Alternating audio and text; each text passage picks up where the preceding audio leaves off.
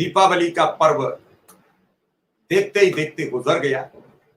आज गोवर्धन पूजा है। सभी दर्शकों को गोवर्धन पूजा की बहुत बहुत बधाई, बहुत बहुत शुभकामनाएं। अन्नकूट की आज अन्नकूट महाराज जी की पूजा हुई है बड़े जोर शोर से वाराणसी में। उस पर्व की भी सबको बधाई। साथ ही यम द्वितीया है कल, यानी भैया दूज है।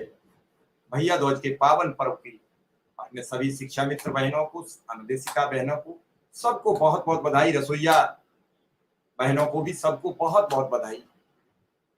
कल इस भैया दूज के पर्व पर सभी बहनों को और सभी भाइयों को दीर्घायु की मंगल कामना करता हूं और इसी के साथ आगे बढ़ता हूं। अब अनुदेशक और शिक्षा मित्र आचार संहिता हटने के इंतजार में धीरे धीरे दिवाली गुजर गई, उसी हंसी खुशी में, और कि कुछ हो जाएगा, लेकिन नतीजा नहीं कुछ निकला। लेकिन ये कह देना कि कुछ नहीं हुआ, ये ठीक नहीं होगा। बातें धीरे धीरे आगे बढ़ी हैं।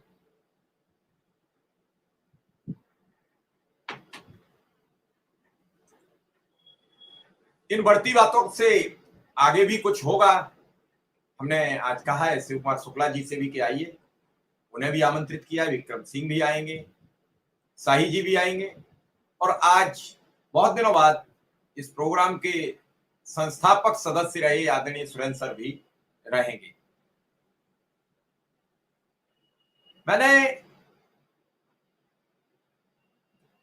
जितने माननीय विधायक शिक्षक विधायक आए उन सबसे एक ही अपील और अनुरोध किया था कि दिवाली तक कुछ खुशखबरी दे दो। मैंने आपसे कहा था मैं कभी गलत बात और गलत तथ्य आप तक नहीं रखता हूं। आपने देखा कि बिहार सरकार ने भी उपचुनाव में, बिहार ने अपने सभी संविदा कर्मियों को बड़े बड़े ऐलान कर दिए। और ऐसा नहीं है, रघुपाल यादव जी क्या पोस्ट है मुझे भेज दीजिए। मैंने ऐसे नहीं मैं देख पाऊंगा क्या पोस्ट है और क्या है। तो बिहार सरकार में वो बात लागू हो गई। तो ऐसा तो नहीं है पूरे देश में चुनाव आयोग तो एक ही है, और एक ही चुनाव आयोग में एक ही आचार संहिता होती है। बात दो तरीके से होती है। एक तो मुख्यमंत्री की अपनी अंतर शक्ति और अधिकारियों का मनोबल। जब किसी राज्य के मुख्यमंत्री की अपनी जो अंतर शक्ति। नमस्कार साथियों, स्वागत है आप सभी का आज की इस नई वीडियो में। वर्तमान में शिक्षा मित्रों के मानदेय वृद्धि को लेकर के एक काफ़ी बड़ी सूचना है। हाल ही के अंदर का एक कॉन्फ्रेंस है, उस कॉन्फ्रेंस के माध्यम से मानदेय वृद्धि पर कुछ बातें डिस्कस की गई हैं। क्या मानदेय वृद्धि हो सकती है, कितनी हो सकती है और कब तक हो सकती है, सारी सूचनाएं आगे प्रॉपर तरीके से आपको बताई जाएंगी। जो भी साथी नए जुड़े हैं, चैनल को सब्सक्राइब कर बेल आइकन को प्रेस कर लें। वो अधिकारियों पर डिपेंड हो जाती है कि जैसा अधिकारी चाहेंगे, जैसा हम अधिकारियों से पता कर लें, हम अन्य लोगों से पता कर लें, उसमें और फिर समझने में काफी डिफरेंस रहता है।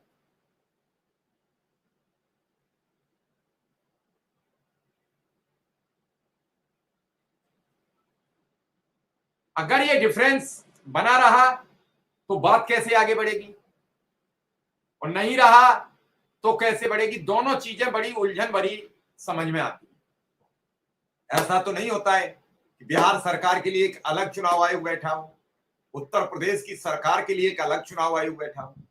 बिहार सरकार अपने संविदा कर्मियों को दीपावली का गिफ्ट दिए जा रही है, और यूपी सरकार बता रही है कि आचार संहिता है। मुझे नहीं मालूम, हो सकता है अलग अलग तरीके से हो सकता है, लेकिन एक बात मैं जरूर कहूंगा कि जब राजा देने पर आता है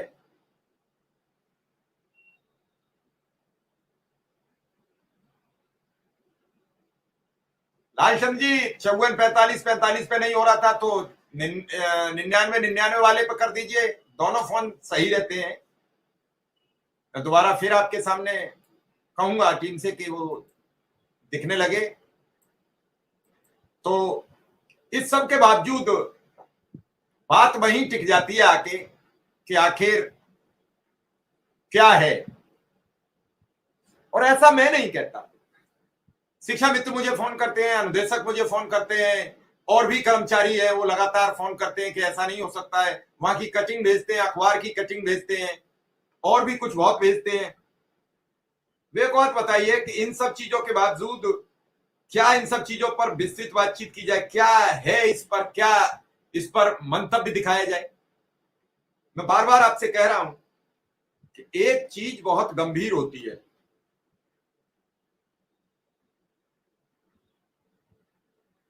सरकार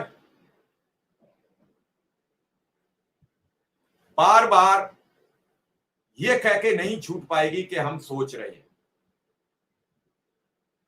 चुनाव दर चुनाव लगे चले आ रहे हैं। आज आपको मालूम है कि योगी आदित्यनाथ जी ने एक नारा दिया था, कटोगे तो बटोगे, और उस नारे को डिप्टी सीएम केशव प्रसाद मौर्य ने